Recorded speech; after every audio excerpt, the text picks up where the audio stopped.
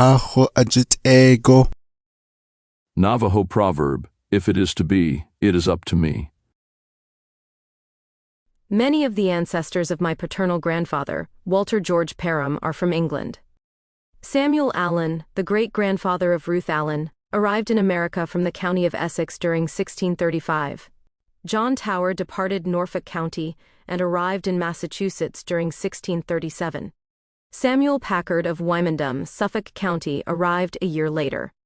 Matthew Gibbs was another early arrival to Massachusetts from Lenham, Kent.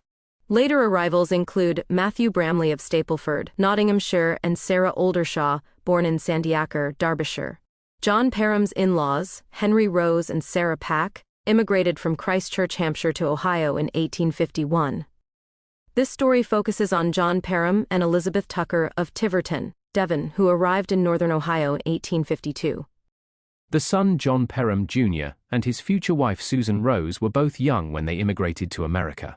They are my second great-grandparents. John Perram was born Saturday, January 3, 1846 in Tiverton, Devon, England, the son of John Perram and Elizabeth Tucker. He was baptized a month later, February 8, 1846, at St. Peter's Anglican Church in Tiverton.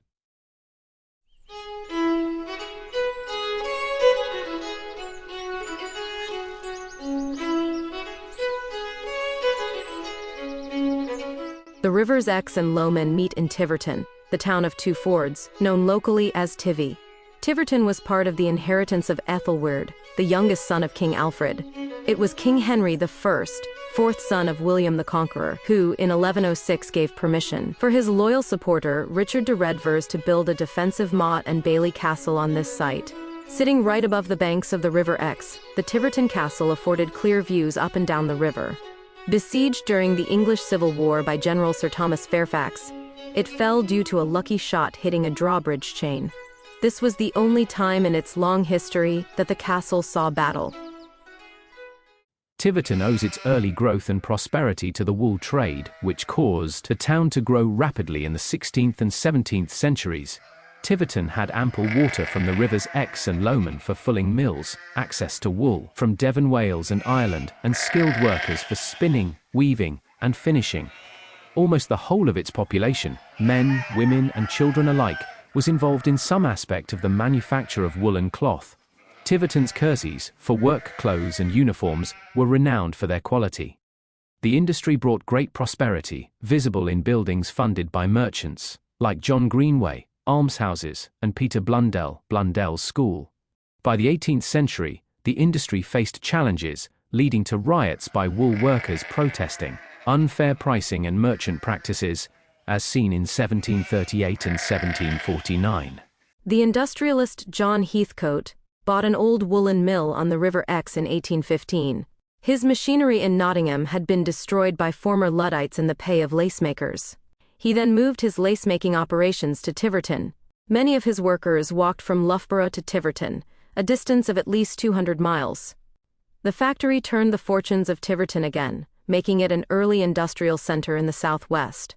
Trade was aided when a branch of the Grand Western Canal from Tiverton to Loadwells was opened in 1814, with an extension to Taunton in 1838. This was followed by a branch of the Great Western Railway in 1848. The population at the time of the 1841 census was 7,769 inhabitants. Tiverton Town Hall, elaborately designed by Henry Lloyd, was completed in 1864. St. Peter's, the location of John's baptism, is located next to the Tiverton Castle. There was probably a church on this hilltop overlooking the River Exe in late Saxon times, but the first stone church was erected shortly after the Norman conquest and was consecrated in 1073. This ornate Elizabethan chapel contains some of the finest carvings of any parish church in England. The church is noted as being the location of the first performance of Mendelssohn's Wedding March, which was performed by Samuel Ray at the wedding of Dorothy Carew and Tom Daniel on June 2, 1847, just a year after John's baptism. It is also famed for being the burial site and holding the funeral service for Princess Catherine Plantagenet, the youngest daughter of King Edward IV. John Greenway is buried in the church along with several other cloth merchants, who were vital to the growth and commercial success of the town.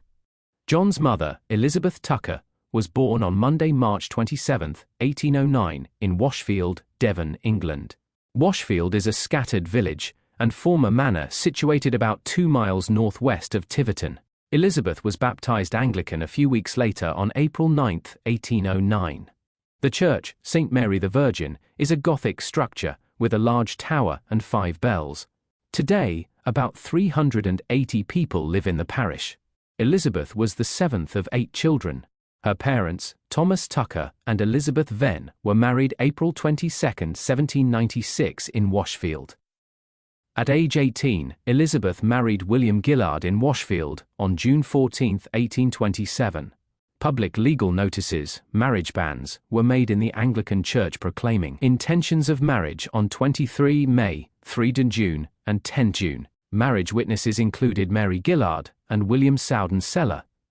A year later, William and Elizabeth had a son, William, who was baptized in nearby Tiverton, July 10, 1828.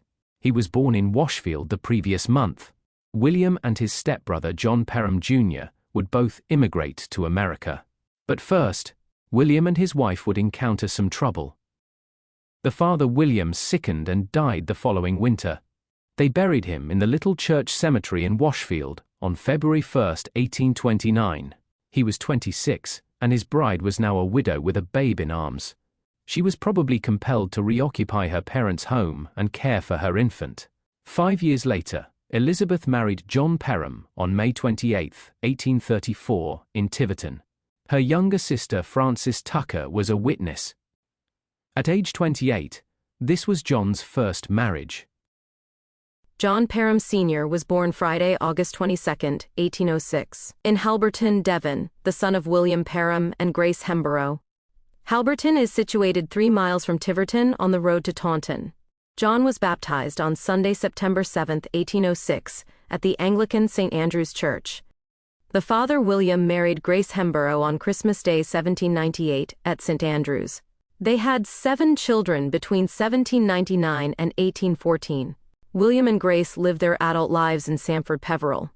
This village stands 2¼ miles northwest of the Tiverton Junction railway station and 5 miles east-northeast of Tiverton. An old Saxon settlement, it was called Sanforda in the 1086 Domesday Book. St. Andrew's Church dates to the 13th century, with a 12th century pulpit.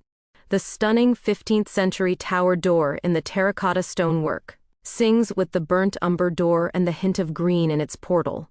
The earliest physical evidence of a church is the Anglo-Norman font carved from sandstone, which you will see to your left as you enter the church.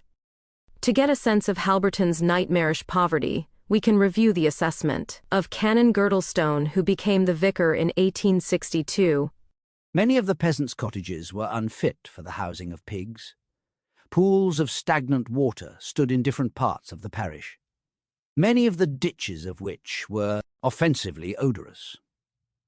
The village's open sewers ran into the village brook, from which cattle slaked their thirst, and the villagers and their children often drank. Wages were so low that people lived on starvation rations, breakfast being dried bread and hot water. Lunch and dinner would add skimmed milk cheese, supper potatoes and cabbage, with occasionally a small piece of bacon. The problem was that the Industrial Revolution had taken off in the north, near to coal and water power, and good deep water ports for global imports and exports, especially cheap cotton. The Devon cloth trade was trashed, so folk lost their jobs, their piecework, their livelihoods, and there was a massive oversupply of labor, which the farmers took full advantage of. Grace's surname Hemborough is derived from a geographical location. Hembury is a parish in North Devon near Honiton. The Hembury Fort is a Neolithic causewayed enclosure and Iron Age hill fort. Its history stretches from the late 5th and early 4th millennia BC to the Roman invasion. The fort is situated on a south-facing promontory at the end of a 240-metre-high ridge in the Blackdown Hills. It lies to the north of and overlooking the River Otter Valley. This location was probably chosen to give good views of the surrounding countryside, as well as for defensive reasons. The Devon Archaeological Society bought the hill fort in 2022. We now return to John Perram and Elizabeth Tucker, who were married May 28, 1834 in Tiverton. John and Elizabeth had moved to Breconshire, Wales before the 1841 census. They lived on Worcester Street in Bryn Mawr, 49 miles west of Llanelly and across the Bristol Channel from Tiverton. John worked as an iron worker. Bryn Mawr was primarily engaged in coal mining and the iron industry. Railways and shipbuilding caused the iron industry to grow dramatically in this period. By the 1840s, 150,000 people had flocked to southern Wales, lured by jobs in the ravenous new collieries and ironworks that leaped to the forefront of global coal, iron and steel production. By 1851, more Welsh people were employed in industry than agriculture, giving Wales a claim to be the first ever industrial nation. John was apparently one of those seeking better economic opportunities.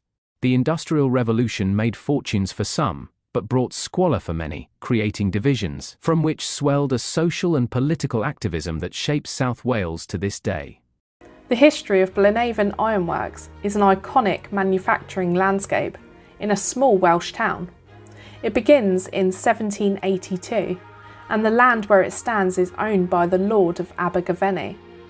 He went on to lease the land to three Midland-based businessmen. They were Thomas Hill, Thomas Hopkins and Benjamin Pratt.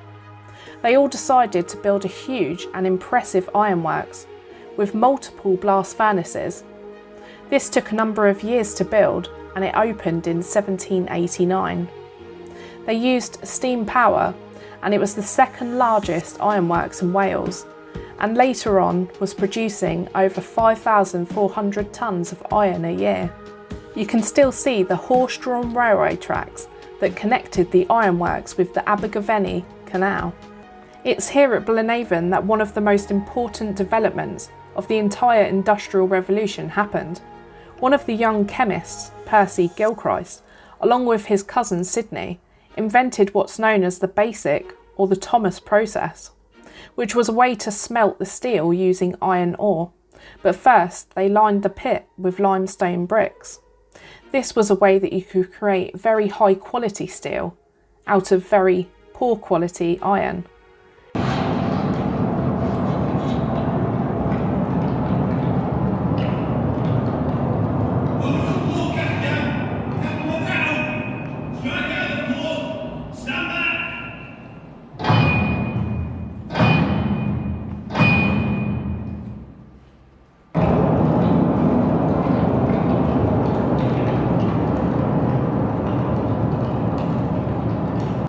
By the 1840s, thousands upon thousands of people had flocked to the Brecon Beacons, lured in by the new collieries and ironworks that was pushed to the forefront. Both lives and landscapes were transformed, and by 1851, more Welsh people were employed in the industry than in agriculture. Especially nowadays, in our modern times, it's thanks to those people, the local miners, who have paved a better and fairer future, some that we may take for granted nowadays, like our education, our pay and our good working hours. Although it wasn't just the adults who suffered, children as young as 5 were put to work, and in 1842 government inspectors discovered that over 185 children under the age of 13 were working at the ironworks and its surrounding mines. Elizabeth's son, William Gillard, also relocated to Wales. At age 13, he was an apprentice with the blacksmith Charles Dent. At age 19, William was convicted of larceny and imprisoned in Devon for 1 month. Apparently his iron working skills were not enough to make a way in life, or he wished to return home where employment opportunities were thin. Just after the criminal incident, William married his cousin Eliza Tucker in the non-conformist Carmel Chapel at Beaufort, Breconshire. Eliza was the daughter of Simon Tucker, Elizabeth's brother, and Mary Parkhouse. Does the marriage in Wales away from the Tucker family imply some estrangement? William worked as a tinsmith, and the couple lived in Bryn Mawr. Their troubles continued. At age 20, William's wife Elizabeth was also convicted of larceny and imprisoned, June 27, 1848, for 1 week. A year after their marriage, William and Eliza had their first child, William Henry, August 22, 1850, in Breconshire. William and Eliza are living at 159 King Street, Brawn Moor, in the 1851 census of Llanelly. William, Eliza, and baby William H. are living with the sisters Harriet Thomas and Ann Tucker. John and Elizabeth had 2 children, Elizabeth and John. Elizabeth was born in October 1843 while living in Bath. Bath is in Somerset, about 75 miles northeast of their hometown, Tiverton, and about 70 miles southeast of Bryn Mawr. Bath is known for and named after its Roman-built baths. In the 18th century, Bath became a genteel and fashionable place. It boomed in size. In 1801, Bath had a population of 33,000. Theatre Royal was built in 1805. The Kennet and Avon Canal opened in 1810. Royal Victoria Park was laid out in 1830 and Parade Bridge was built in 1835. Bath was linked to Bristol by rail in 1840 and to London by rail in 1841. Perhaps John and Elizabeth had improved their economic status and sought a more developed area at the birth of their daughter. The quick changes in residence between Devon, Breconshire, Somerset, and, eventually America, probably reflects a search for better opportunities. The son John was born a few years after Elizabeth, on January 3, 1846, in Tiverton. Their return to their hometown was brief, as they again resided in Bryn Mawr by 1851. The family of 4 now live on Beaufort Street, and John is a miller, making flour from grain. The family is hosting 2 lodgers, William Mennies and Peter Durwell, both peddlers. John and Elizabeth are still unsatisfied with their living situation and decide to seek new opportunities in America. The family arrived in July 1852. The children are ages 9 and 6. John was naturalized in Cleveland on November 19, 1860. The stepson William and his wife Eliza followed them a year later, leaving Bristol and arriving in New York July 19, 1853. The Chester home was mastered by Richard Hurd of Bristol. William and Eliza are age 25. Their son William Henry is 2. The Chester home wrecked on the Great Barrier Reef 5 years later in 1858. John and Elizabeth settled in Cleveland. In 1860, at age 55 and 51, they reside on Harmon Street in the 4th Ward on the east side of Cleveland. John owns a home valued at $600 and works as a laborer. They have finally found a permanent residence. In Northeast Ohio, nothing is given. Everything is earned. LeBron James, from his 2014 I'm Coming Home letter. Moses Cleveland, founder of the city of Cleveland, was born in Canterbury, Connecticut, January 19, 1754. After studying law at Yale College, he served as a captain in the Continental Army during the Revolutionary War. Moses was a shareholder in the Connecticut Land Company, which purchased land in the Western Reserve. He was responsible for surveying the land as well as negotiating land rights with the Native Americans. On July 22, 1796, Moses arrived at the mouth of the Cuyahoga River and decided that the land just to the east of it would be the capital of the new territory. His surveyors laid out a town, including a 9.5-acre public square, on the high bluffs overlooking Lake Erie and the winding Cuyahoga. When John and Elizabeth arrived in 1850 Cleveland, it was a small town with just 17,000 residents. The Civil War fueled an industrial growth, and the population jumped to nearly 93,000 by 1870. The first sewer was constructed in 1858. The 1860s brought rapid expansion of the horse-drawn streetcars, with the first route to the west side established in 1863. The Nashville engine, belonging to the Cleveland, Columbus, and Cincinnati Railroad, hauled the funeral train of assassinated President Abraham Lincoln in April 1865. A portrait of Lincoln is mounted on the front of the locomotive. During the period 1866 to 1871, John is occupied as a soap maker and continues to live on Harmon Street. There were about 2,000 soap, tallow, and candle makers in the United States, and most were men.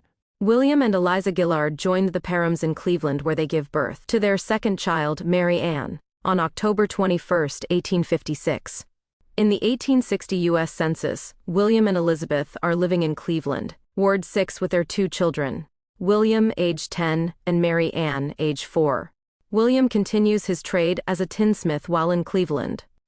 Simon Tucker, Eliza's father, died during 1865 in Washfield, Devon, England. William and his family returned to England, possibly to settle the estate. William and Eliza's youngest child, Albert Edward, was born December 25, 1867, after their return to Breconshire and baptised on February 27, 1868, in Bryn Mawr. The family returns to King Street in Bryn Mawr with William as a tinsmith through the 1871 census. William Henry is now 21, and Mary Ann age 15.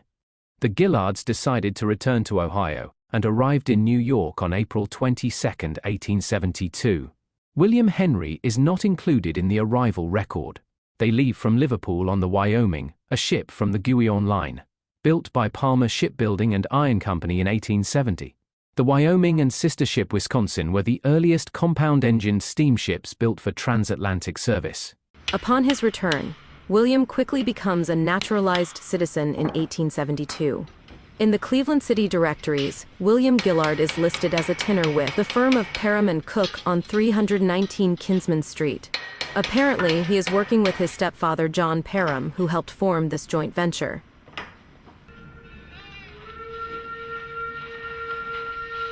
John Perram Sr. died November 5, 1871, while still residing at 56 Harmon Street.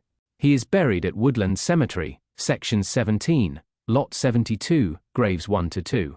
Woodland Cemetery is a historic rural cemetery located at 6901 Woodland Avenue in Cleveland, Ohio.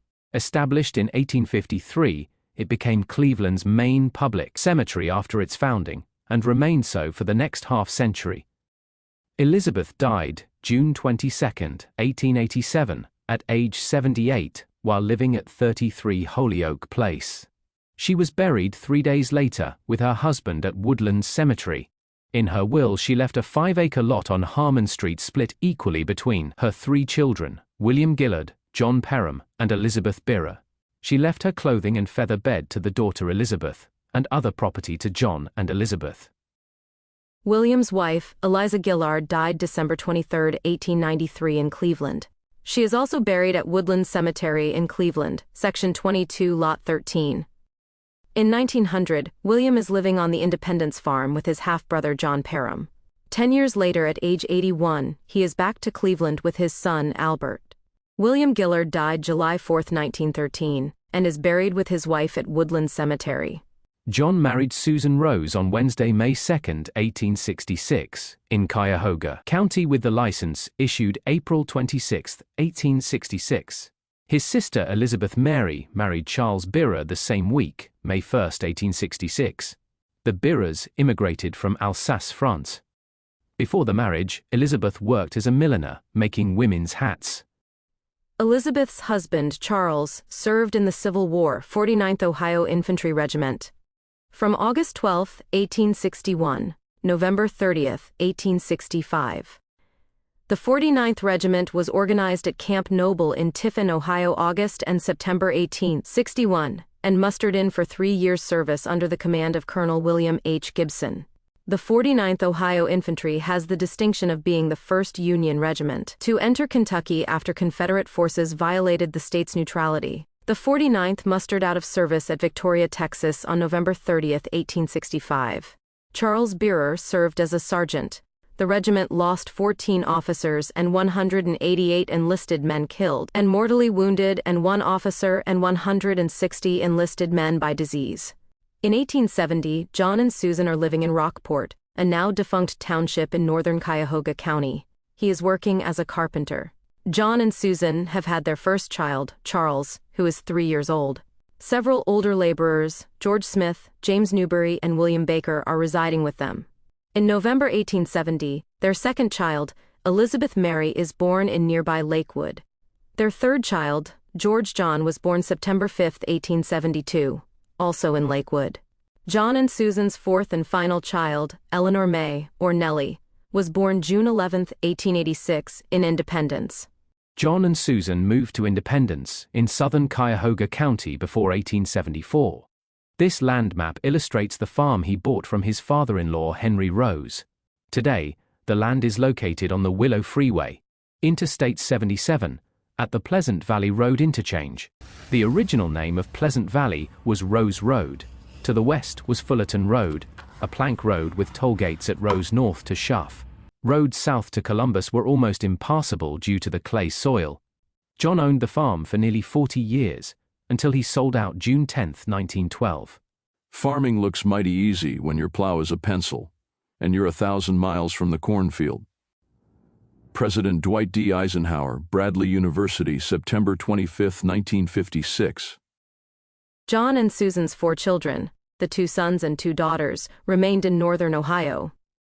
The eldest child, Charles H. Perram, was born on March 30, 1867. At age 20, he married Julia Ann Green. They had 3 sons, Elmer Henry, Clarence Green, and Edward Charles, and 2 daughters, Susan Rebecca and Ruthie Bell. Ruthie died as a young child. Charles was a long-term, 39-year, resident of Worcester, Wayne County, Ohio.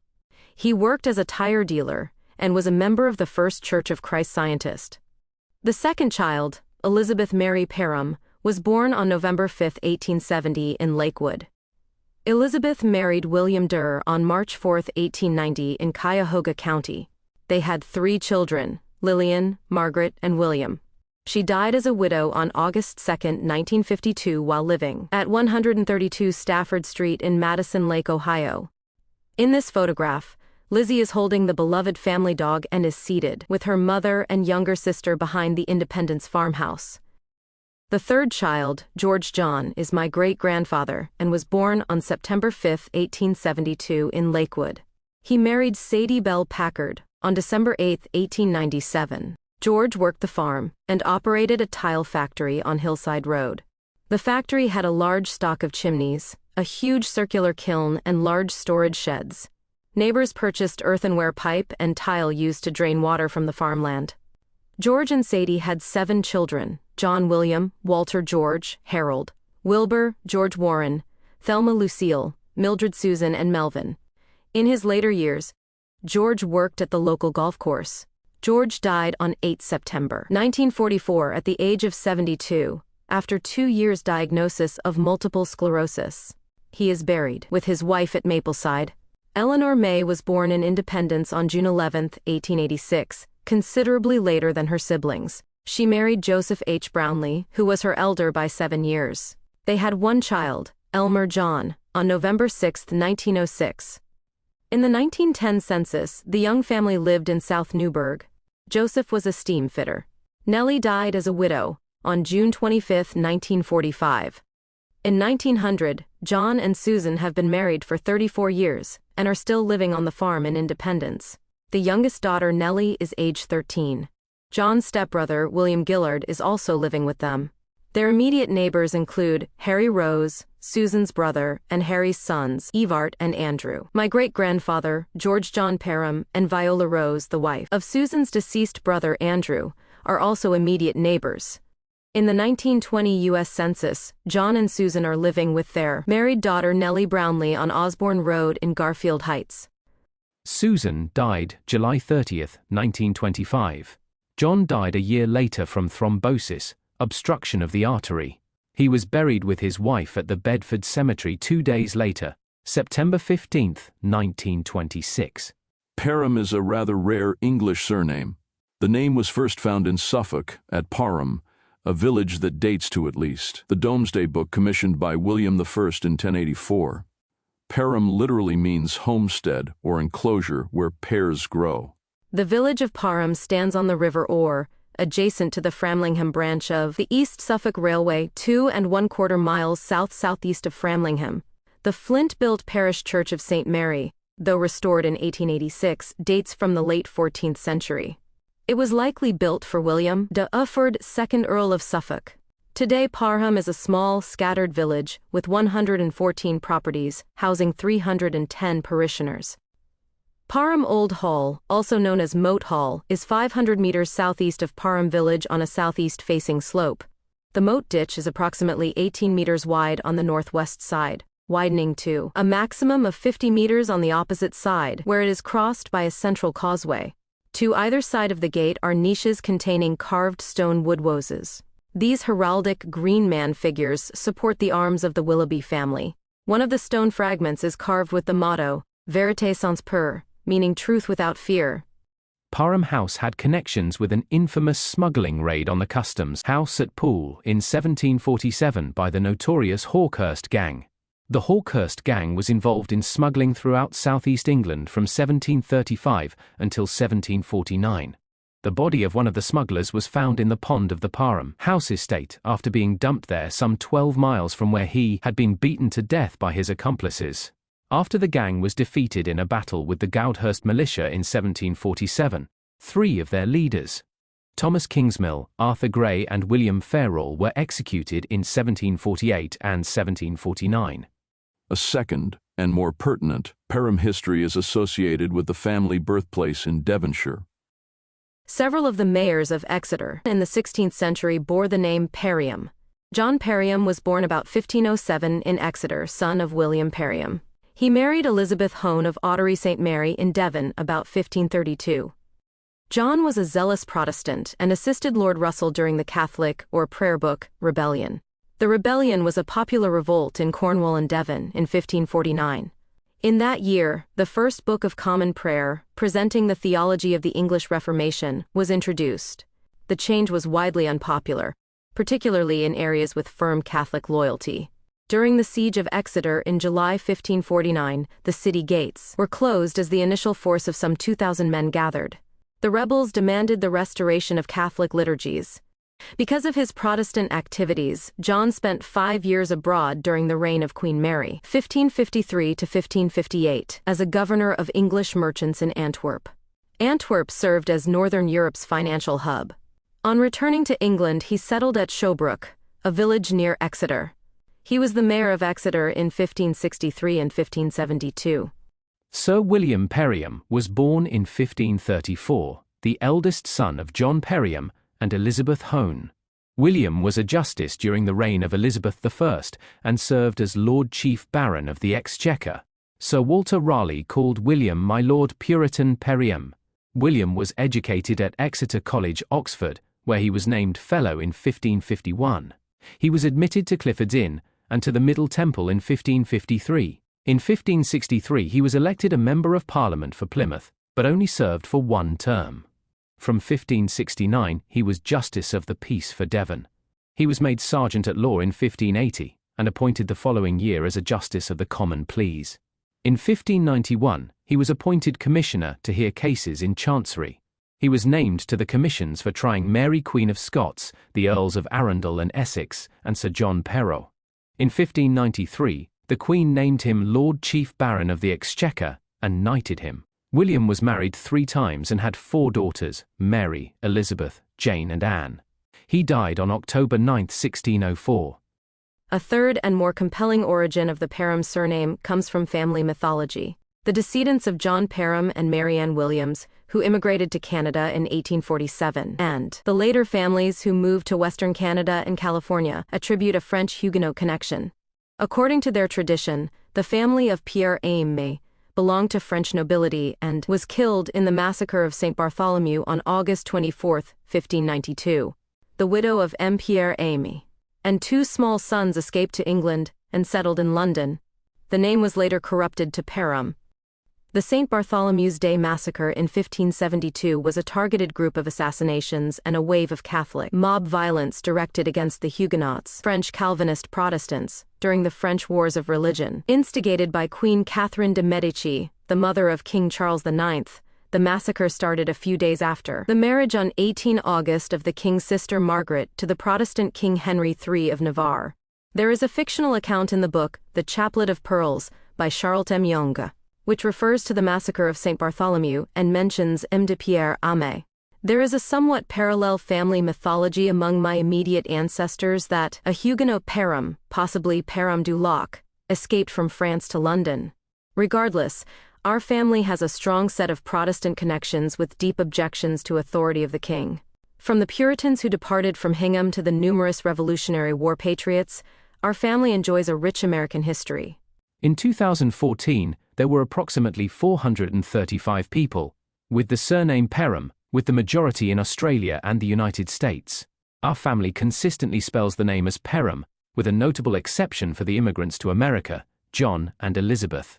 In the 1860 and 1880 Ohio census records, and John's 1871 death record, the name is identified as Perrin. The immigration and naturalization records indicate the Perram spelling. After John's death, all of Elizabeth's records indicate the spelling Perram. Furthermore, John and Elizabeth's surname is spelled Perram in the 1841 and 1851 Breconshire, Wales census records. Some notable Perrams with unknown connections to our family line include Annie Frances Perram, fictional author for the Wesleyan Sunday School, Mary Perram, immigrant to Toronto and owner of the Mary Perram House, and two criminals who were transported to Australia in 1826 and 1832. Annie Frances Perram was an author of children's books in the late 1800s published in association with the Wesleyan Sunday School Union. In March 1874, there were 5,787 Wesleyan Sunday schools with more than 110,000 officers and teachers in Great Britain. The Union increased the number of suitable books for church libraries by Methodist writers. These books teach Methodist doctrines and promote the spiritual ends of Methodism in an attractive style. Annie Frances Perram's books include Little Jim's Rescue or The Jesmond's Waif, That Boy Mick, For John's Sake, Sarah's Choice, No Vain Sacrifice, Go Work Little, Jim's Rescue, Pictures and Stories of the Early Christians, A Little Girl's Life, and Remember, Watch Night Thoughts. For John's Sake and That Boy Mick are republished and sold today. Annie's books were often presented to young children for their Sunday school efforts. John Perram and Anne Clark are Annie Frances Perram's great-grandparents. John may have been a successful sugar refiner, with an estate valued at £100,000 who died in London about 1806. He was certainly a grocer in London at the time of his children's birth. John and Anne had 7 children, including James, born February 1, 1792, and George, born a year later, March 3, 1793. James married Anne Jubb 12 September 1815 at St. Peter-le-Port on the west side of Broad Street in central London. James and Anne had at least 2 sons, John and George Jubb. The son John was a tea merchant and married Mary Ann Williams during 1843 in Hackney Church, Fulham. John and Mary Ann immigrated to Canada 4 years after their marriage, in 1847. George Alexander Perram was born March 3, 1793 at St. John's, Hackney, London. George married Sarah Brewer on August 12, 1819, at St. Paul Covent Garden, Westminster, London. George and Sarah are recorded in the 1841 census of South Mimms, Middlesex, with their children, Anne Eliza, age 18, George Alexander 14, John 12, and Mary Ann 10. Annie's father John Perram married Sarah Ruddy April 1851 in Hackney. Annie is the eldest child with 7 siblings, George Alexander, Ebenezer, Arthur John, Sarah Jessie, Evangeline, Isabella Marcia, and Emily. She is 18 and living with her parents during the 1871 census on Minson Road near Victoria Park in the borough of Hackney. By 1891, Annie and her 2 sisters, Sarah and Evangeline, continue to live with their parents on Stamford Hill, Hackney. Annie works as a clerk, her sister Sarah as a boarding school teacher. In 1905, Annie is listed on the electoral rolls with address at 105 Listria Park, North Hackney.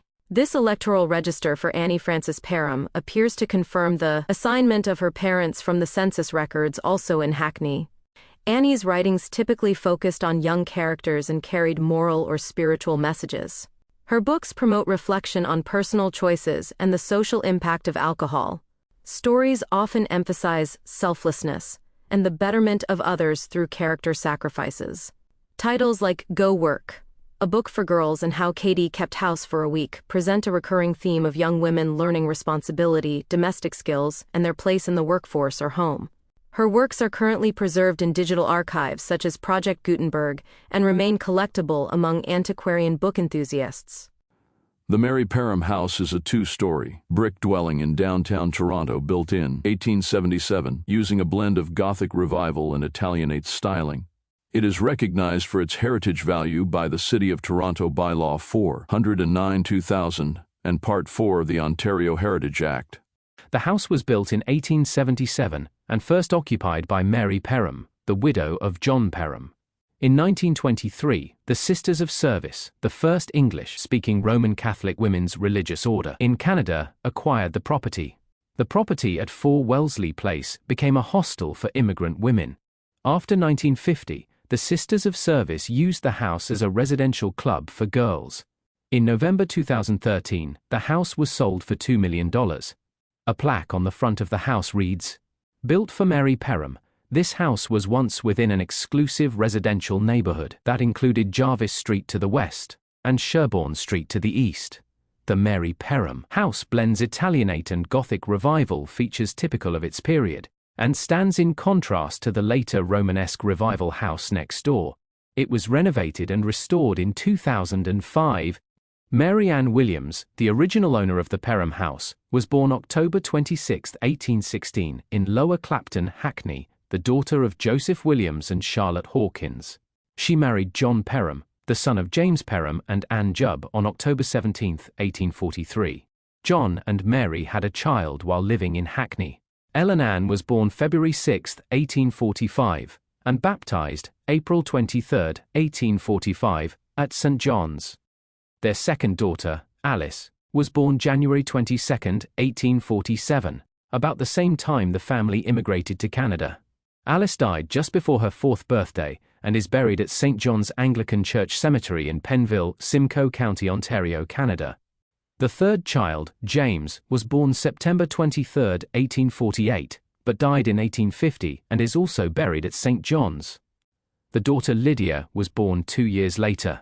Interestingly, Lydia died at age 41 in Pune, Bombay, India. The sixth child, Walter Hawkins, was born May 17, 1852 in Tecumseh. He married Emma Sibella Young April 5, 1789, in the island of Montreal, a large island in southwestern Quebec. They had 7 children. The last 2 children were also born in Tecumseh: Henry Topham, born January 26, 1854, and Charlotte, born July 16, 1857. John Perram died August 24, 1861 in Bondhead. His will was recorded in England in 1867. The widow Mary lived at 505 Church Street in Toronto before building the home now known as the Mary Perram House. She sold the home in 1878 and returned in London before 1881. Mary died on January 13, 1888 in Kent, England. 2 young Perram men were transported to Australia for minor crimes in 1826 and 1832. While the prisoners may have been released once the sentences were served, they generally did not have the resources to return home. Robert Perram of Devon was charged with housebreaking in 1832. The sentence was death, commuted to transportation for life. He had previously been sentenced to imprisonment for 1 month in November 1829 for breaking out of prison, and for 12 months in the summer of 1826 for larceny. Robert had been acquitted of embezzlement in January of the same year. Robert was transported to Tasmania, or Van Diemen's Land, aboard the Circassian departing from Plymouth on October 14, 1832, and arriving on February 16, 1833. Van Diemen's Land was the primary penal colony in Australia, and over 75,000 convicts were transported there. James Perram from Surrey was convicted of theft on March 1, 1826, sentenced to 7 years and transported aboard the Albion on September 21, 1826. He arrived in Sydney Cove, New South Wales, Australia, on February 14, 1827, with 192 other convicts. On July 24, 1833, at age 29, he was issued a certificate of freedom. James married Ellen McCarthy on April 4, 1842, in Mudgee, New South Wales. James and Ellen had 11 children. The son William died in a mining accident. William and another man were prospecting for gold near the station of Mr. Thosneville, Crooked Corner. They had sunk a shaft about 10 feet and opened a drive about 8 feet. The 2 men were in the drive. But Perram was the farthest in, when, without the slightest yarning, the earth fell from the roof of the drive, crushing Perram beneath it. The other man narrowly escaped, he having also been struck on the shoulders with a portion of the falling ground. Perram was got out as soon as possible, but only survived 3/4 of an hour, his back being broken, and other internal injuries sustained. From the Maitland Mercury and Hunter River General Advertiser, May 16, 1872. James and Ellen's eldest son James married Elizabeth Morrison and had 10 children. The family is pictured in this photograph taken about 1877, somewhere between Rylstone and Cudgegong. From left to right, George Henry Perram, age 7, Isabella Perram, age 11, Mary Jane Perram, age 18, Ellen Margaret Perram, age 14, William Perram, age 10, May Perram, age 4, Elizabeth Perram nee Morrison, Alfred Perram, age 13, and James Perram, age 46. Many of the Perrams living in Australia are their descendants. Other things may change us, but we start and end with the family. The American composer Anthony Brandt. John Perram and Susan Rose were both first-generation immigrants to the United States, arriving in Ohio as children in 1851 to 1852. John was born in Tiverton, Devon, England on January 3, 1846, the son of John Perram and Elizabeth Tucker. Susan was born in Christchurch, Hampshire, England, on May 21, 1844, the daughter of Henry Rose and Sarah Pack. John and Susan married in Cleveland, Ohio, and had 4 children. Their third child, George John Perram, is my great-grandfather. He married Sadie Bell Packard on December 8, 1897, and had 7 children, including my grandfather, Walter George Perram Sr. This family history project is dedicated to my grandchildren, who may well change our world. May you experience a full measure of liberty to live bold and creative lives. Maybe you will find something of who you are and hope to be in these stories.